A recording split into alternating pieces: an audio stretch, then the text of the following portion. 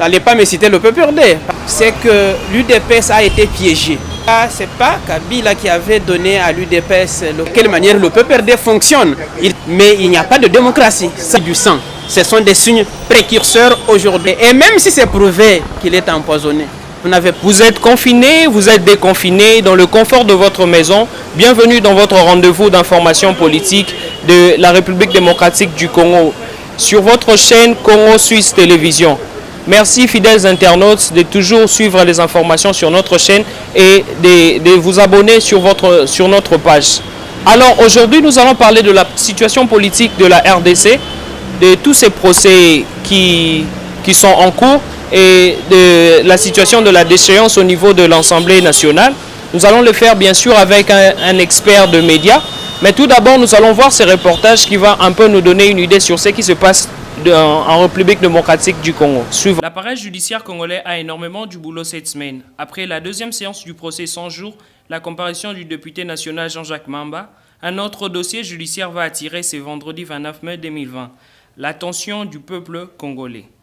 Il s'agit de l'évêque Pascal Mukuna, accusé du viol, détention illicite des documents et menace de mort par Mami Chibola. Les responsables de l'Assemblée chrétienne de Kinshasa sera devant le juge à la prison centrale de Makala où il est détenu depuis le 14 mai 2020. Placé sous mandat d'arrêt provisoire, c'est lui qui est également le président du FC Renaissance du Congo, a vu sa détention prolongée de 15 jours le 19 mai 2020.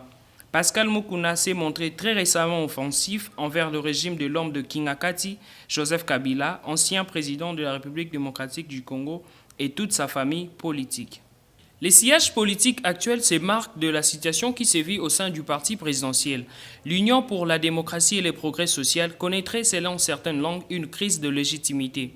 Le président ad intérim de ces partis a été éjecté sans froid de son siège au bureau de l'Assemblée nationale. Une pétition déposée contre lui par Jean-Jacques Mamba, un député national de la Mouka, a abouti sans que le parti présidentiel, voire même la coalition cash, puisse faire quoi que ce soit d'efficace. Les FCC qui raflent la majorité à l'Assemblée nationale demandent à l'UDPS de proposer une nouvelle tête. Cependant, cette tâche s'annonce rude car l'UDPS compte moult têtes à problème. Le juge président de la Cour du procès 100 jours a succombé dans la nuit du 26 au 27 mai 2020 d'un malaise survenu inopinément après le service. Selon le proche de la famille, il aurait réclamé des douleurs au niveau du ventre puis acheminé au centre Nganda dans la commune de Kitambo. Hélas, c'est un mort que le médecin de cet hôpital avait accueilli. Il avait donc rendu l'âme en cours de route aux alentours de 2 heures du matin. À l'attente de la recomposition du chambre qui instruisait le procès Caméré et consorts, l'opinion publique et le magistrat plaident pour l'examen du légiste sur ces décès. Voilà des retours en images sur notre plateau. À présent, nous allons analyser tout ce que nous venons de voir là avec ces reportages, avec un expert, un professionnel de médias, monsieur Edouard Bajika. Bonjour. Bonjour, monsieur le journaliste. Les gestes barrières toujours de rigueur. Oui, gestes toujours en vogue à tel point que la vie devient vivable. À quand le point culminant de cette pandémie? On ne sait pas le dire plus exactement, à telle enseigne qu'il y a beaucoup d'informations qui circulent à travers le net et on a fait confiance à quelques experts qui étaient de passage ici à Kinshasa, mais apparemment leur passage n'a fait qu'augmenter le nombre. On ne voit pas, ils auraient dû rester là chez eux et puis gérer cette situation à la congolaise. Exactement. Nous rappelons que nous avons atteint aujourd'hui 2660 cas en RDC, dont 381 guéris. Alors nous venons de voir l'affaire Mukuna. Mukuna arrêté, Mukuna à l'hôpital. Va ces procès.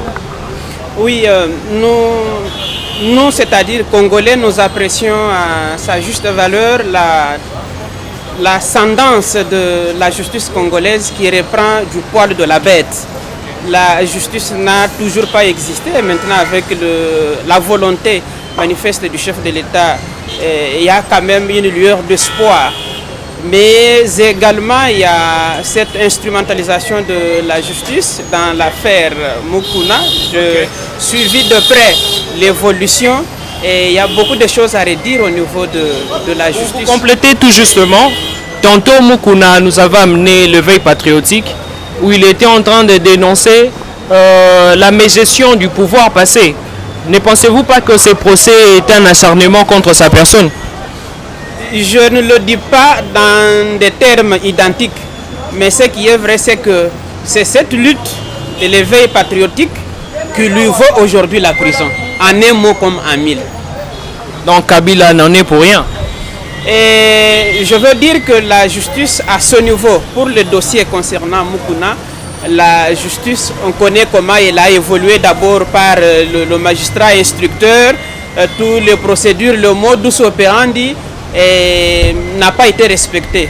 Il y a lieu d'affirmer, pince sans rire, que cette histoire c'est un mensonge cousu de fil blanc, dans le sens que la femme elle-même s'est contredit au fil des journées et on ne comprend finalement pas ce qui se passe avec, donc lors de l'instruction. Attendons voir comment le procès va se dérouler.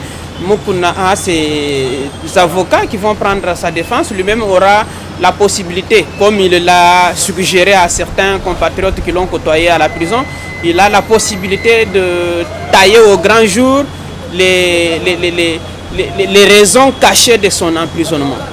Voilà, nous allons toujours continuer de parler de Joseph Kabila. Nous rappelons que Joseph Kabila, comme vous le savez tous, est le président honoraire de la République démocratique du Congo.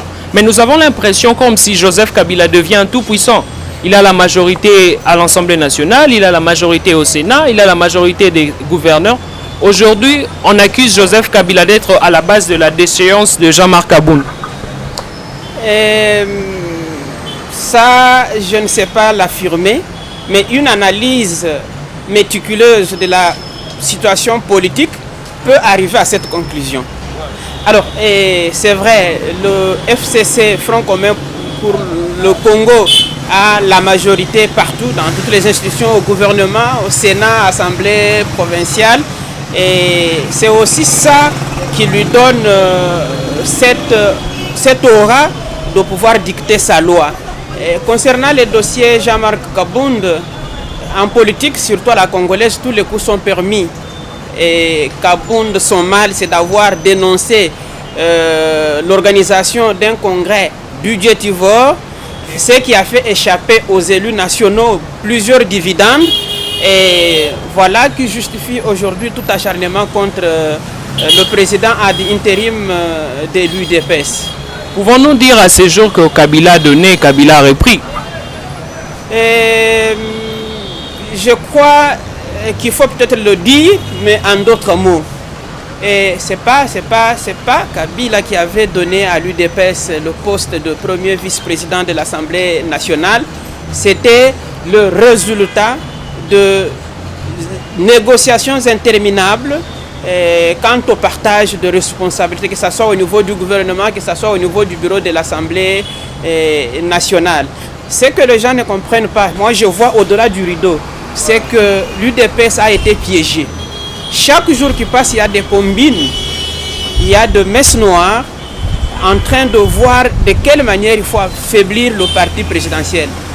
Je ne suis pas de l'UDPS, moi je suis un citoyen congolais et j'ai le droit aussi d'analyser selon que je vois la situation. Voilà. Alors l'UDPS a été piégé à telle enseigne qu'elle s'est retrouvée dans un pétrin. C'était une combine bien montée dans les officines du FCC pour arriver à destituer ce témoin gênant. La présence de Jean-Marc à l'Assemblée, au bureau de l'Assemblée nationale gêne plusieurs intérêts, à telle enseigne qu'il y a des conjurations qui ne peuvent pas avoir lieu, tout simplement parce qu'il y a un œil qui a un autre son de cloche, il y a une autre vision de la manière de voir les choses. Jean-Marc, qu'on le veuille ou pas, je ne suis pas son défenseur ni son avocat, c'est quand même parmi les gens qui font la fierté de l'UDPS. À travers eux, nous voyons le sphinx de l'Humanité, à son âme, et qui avait résisté à plusieurs tentatives de corruption à grande échelle. C'est parmi l'un des ténors de l'UDPS qui ont résisté à cette tempête. Malgré tout ce qu'on lui a proposé, il est quand même resté intact. Bon, permettez-nous un peu d'ouvrir une autre brèche.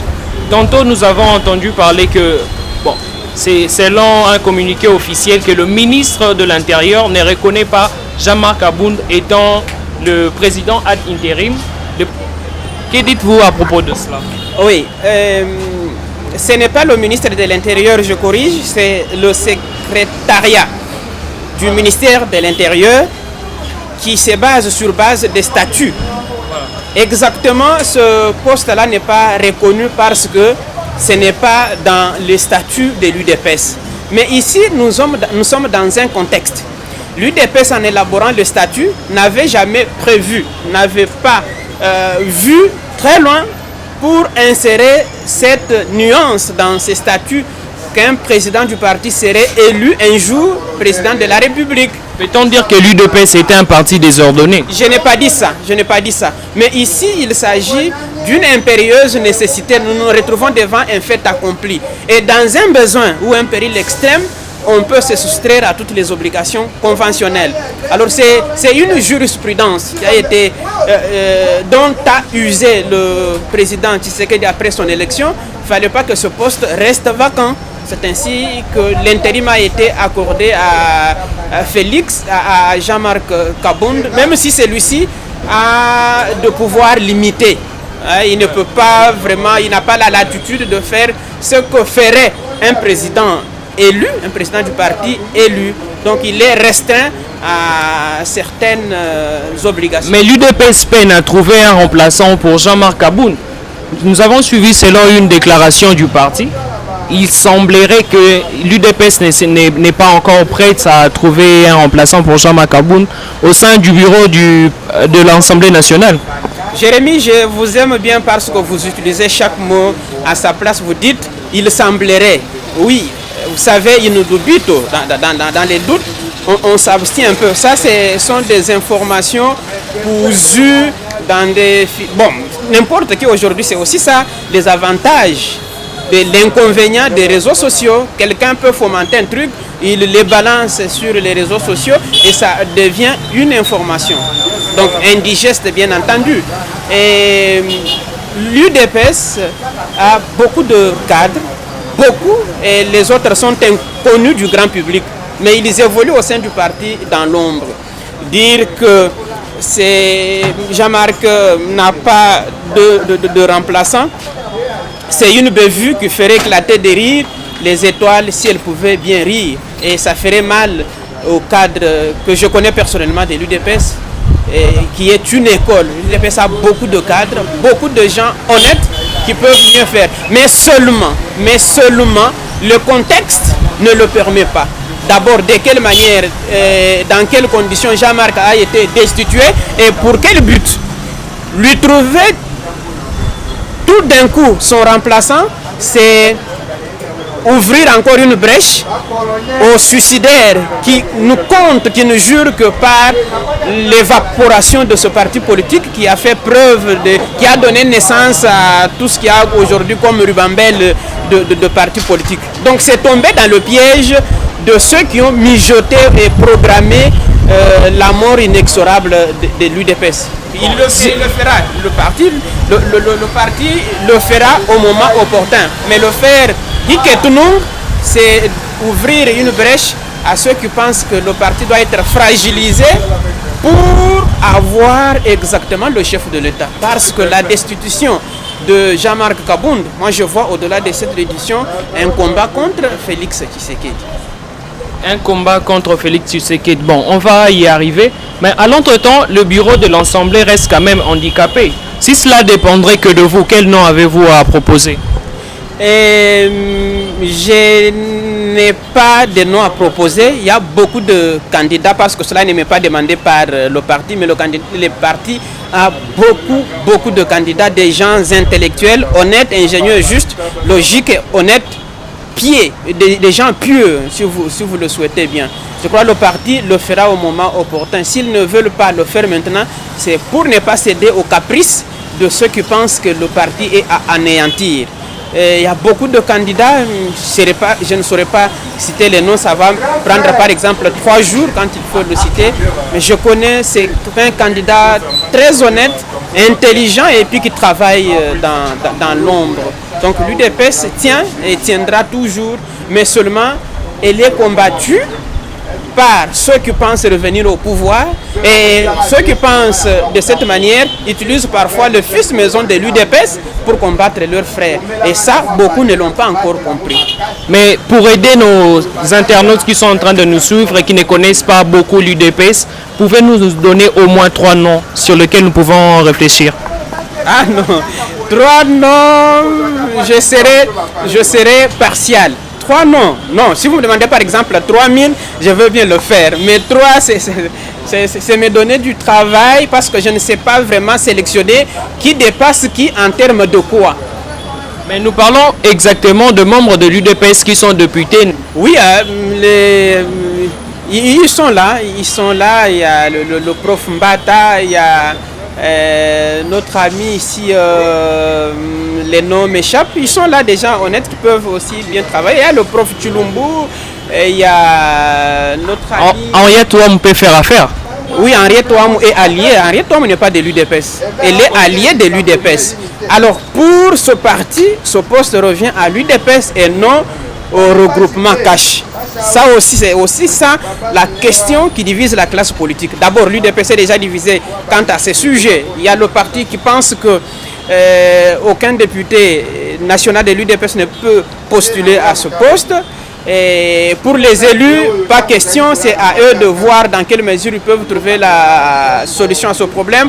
Au niveau du CACH, il y a déjà des remous-ménages. Il y en a qui pensent que le siège revient au regroupement, à la plateforme politique CACH.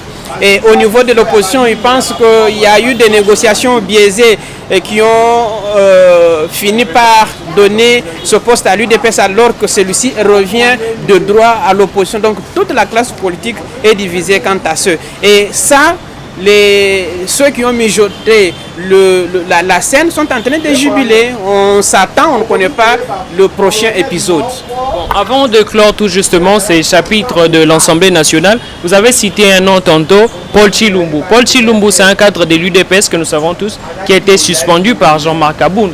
Si aujourd'hui Paul Chilumbu est élu à la place, en lieu et place de Jean-Marc Aboun, quelle serait la situation au sein de l'UDPS? Donc vous m'avez demandé de citer les noms de certains élus qui peuvent prévaloir, qui peuvent mériter ce poste. Je n'ai pas dit que c'est lui qui sera désigné, c'est au parti de désigner quelqu'un.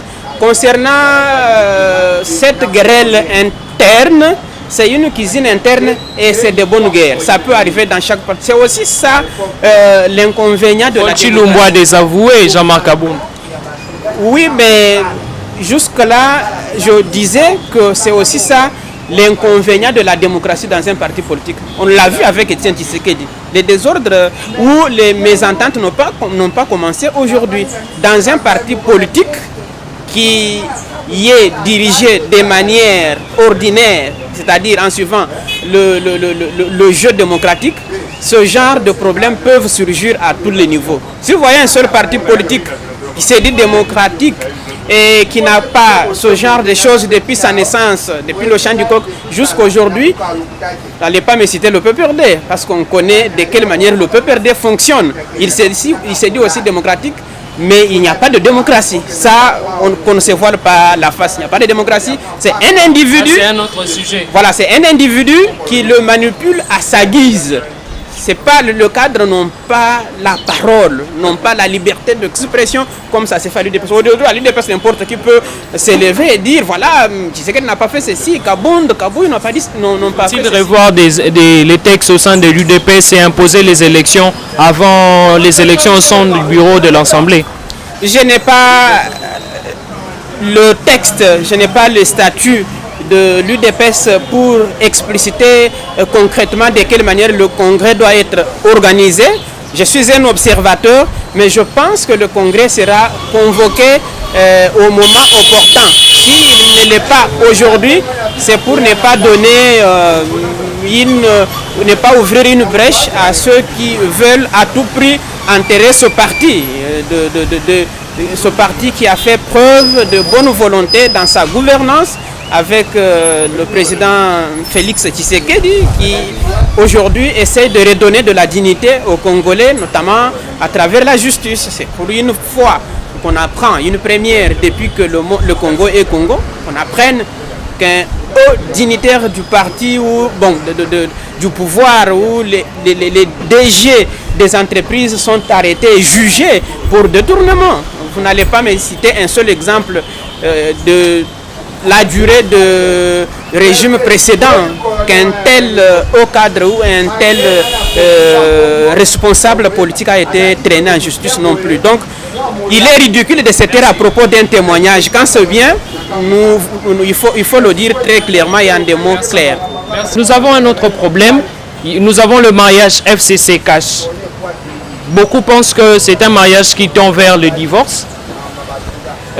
Pensez-vous pas une autre coalition avec, disons une alliance avec Moïse Katumbi renforcerait le côté du président de la République? J'ai beaucoup écrit là-dessus, sur ce mariage contre nature. C'est un mariage incestueux. Au Congo, si toi et moi faisons un mariage, nous serons maudits parce que ce n'est pas dans notre coutume. Ça, ce sont des habitudes occidentales et n'ont pas leur raison d'être ici en RDC. Le PPRD et l'UDPS ont été des antagonistes depuis toujours. Et c'est vrai qu'en politique, il n'y a pas d'éternel ennemi, il n'y a que la permanence des intérêts. Mais permettez-nous de vous relancer un peu. Vous parlez du PPRD et de l'UDPS qui sont de grandes figures de cette coalition. Mais nous voyons que l'UDPS, au sein de l'UDPS, ce sont des socialistes. Au sein du PPRD, c'est également des socialistes. Ce n'est pas paradoxal cette situation? Non, il se pose d'abord un problème. Le PPRD n'est pas exactement ce qu'il dit. Le PPRD n'est pas exactement ce que disent ses statuts. Voilà, c'est un parti dirigé de main de fer. Lisez-moi entre les lignes. Donc, normalement, selon l'idéologie, il pouvait bien évoluer. Mais il y a un contraste dans les faits. Nous constatons que le PPRD est différemment, agit différemment de ce qu'il nous dit. Alors, ce mariage ne pouvait pas faire long feu, étant donné que l'UDPS, le PPRD, c'est le jour et la nuit. Et pour l'avenir de cette coalition, je crois qu'elle a la durée de la rosée. Et il faut que le glas sonne. Et le prix à payer pour le développement de ce pays, c'est la dissolution de cette coalition. Je crois qu'il faut une reconfiguration au niveau de l'Assemblée. Cela ne provoquerait pas une autre crise politique au sein du pays? Le mieux à faire pour le chef de l'État, comme les textes portant organisation et fonctionnement du gouvernement sont déjà déposés au niveau de la Cour constitutionnelle, cette Cour doit constater qu'il n'y a pas eu désignation de l'informateur pour arriver à dénicher la majorité parlementaire. Tout a été boutiqué par le PPRD, par le FCC, qui tenait à tout prix à avoir cette majorité parlementaire, à telle enseigne que la procédure n'a pas respecté. La Cour constitutionnelle, aujourd'hui, la voie de sortie, c'est que la Cour constitutionnelle, avant de rendre l'arrêt de la constitutionnalité de cette loi portant organisation et fonctionnement du gouvernement, doit annuler l'ordonnance présidentielle qui nommait le Premier ministre. Et donc, le chef de l'État a les mains libres pour nommer un informateur et il a... On est allé vite en besogne pour rien. Exactement. Non, c'était prémédité. C'était quelque chose de préparé minutieusement par le FCC. Et comme l'UDPS était en position de faiblesse, l'UDPS ne pouvait qu'accepter suite à qu'elle vienne d'abord, qu'elle arrive à se maintenir au pouvoir et voir de quelles mesures il faut y aller maintenant avec tact. Parce que dans le temps, si elle pouvait résister, on serait peut-être assisté à quelque chose de désastre. Donc pour le moment, je crois que c'est la voie de sortie. Il faut qu'on annule cette ordonnance et qu'on nomme un informateur qui va entrer en concertation avec les députés nationaux. Aujourd'hui, avec tout ce qu'il y a comme arrêt de la Cour, requête de la Cour qui donne raison à Modeste Bahati, on soupçonne aussi certains partis du FCC. Voilà. Pour renforcer voilà, de manière beaucoup plus formelle et beaucoup plus ordinaire et normale, qu'on puisse avoir une majorité parlementaire. Je ne crois pas. Je ne crois pas que le FCC puisse maintenir le nombre numérique, la majorité numérique qu'il a aujourd'hui. Et ceci pourrait faire basculer les choses d'une manière ou d'une autre. Mais pour autant qu'elle est majoritaire, cette coalition, bon, le FCC donc, les choses n'iront pas parce que le FCC ne peut pas accepter que le cash réussisse. Parce que vous le savez, ce n'est un secret pour personne. Ces gens-là tiennent à tout prix à revenir. Et à revenir pas en 2023, c'est-à-dire à tout moment. Ils veulent revenir au pouvoir et tous les coups sont possibles et ils sont prêts à tout. Faisons un peu un lien avec les sociales de la population. Aujourd'hui, $1 américain s'échange contre 1900 francs congolais. Nous voyons le prix des denrées alimentaires galoper. Mais si on doit chercher un démon aujourd'hui ou un sorcier en République démocratique du Congo, il s'appellerait FCC. Je n'ai pas dit ça. Et c'est peut-être ça que je ne dirai pas. Parce que... Donc vous l'avez dit. Non, je ne le dirai peut-être pas. Mais ce qui est vrai, c'est que la crise, elle est là. Tout le monde la constate. Mais il faut ajouter à cette crise plusieurs épisodes avant d'arriver à la crise. Il y a d'abord le coronavirus, le Covid-19, cette pandémie planétaire. Moi, je l'appelle ce terroriste planétaire, ce terroriste sanitaire qui décime le monde.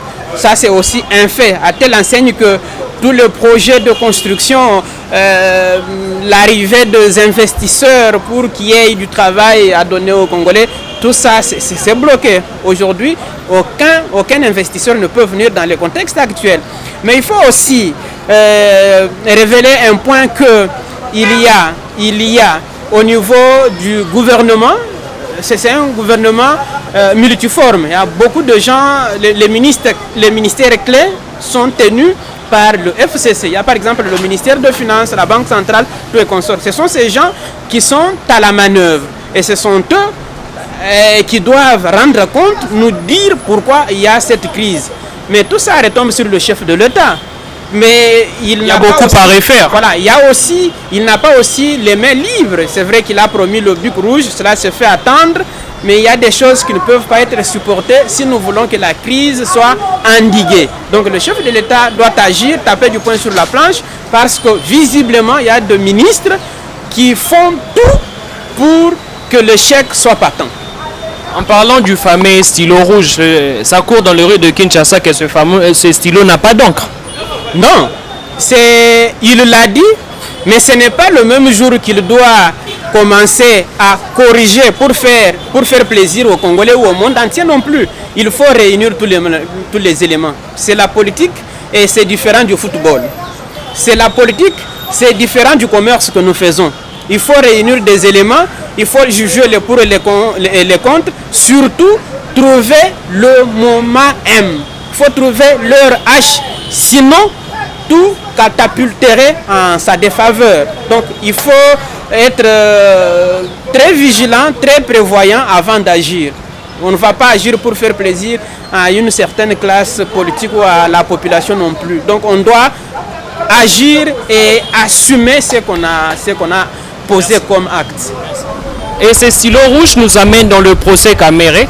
Nous avons vu le directeur du cabinet du chef de l'État être jugé pour détournement du denier public dans le projet de 100 premiers jours du chef de l'État. Mais aujourd'hui, il y a le juge président de la Cour qui est décédé.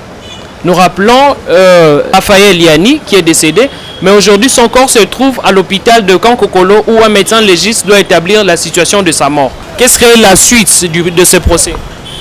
Bon, c'est vrai qu'il y a une mort naturelle, mais celle-ci, je donne ma main à couper. Elle est des mains d'homme. C'est une mort mystérieuse. Une mort mystérieuse parce que le monsieur se portait bien. Ce juste juge se portait bien quand il est revenu, il a eu des malaises, il a vomi du sang. Ce sont des signes précurseurs aujourd'hui dans le contexte d'un empoisonnement. On attend encore les résultats. Et même si c'est prouvé qu'il est empoisonné, pensez-vous que la mort de Raphaël Yanni mettra la pression sur le juge qui va le succéder et les autres avocats de la partie civile?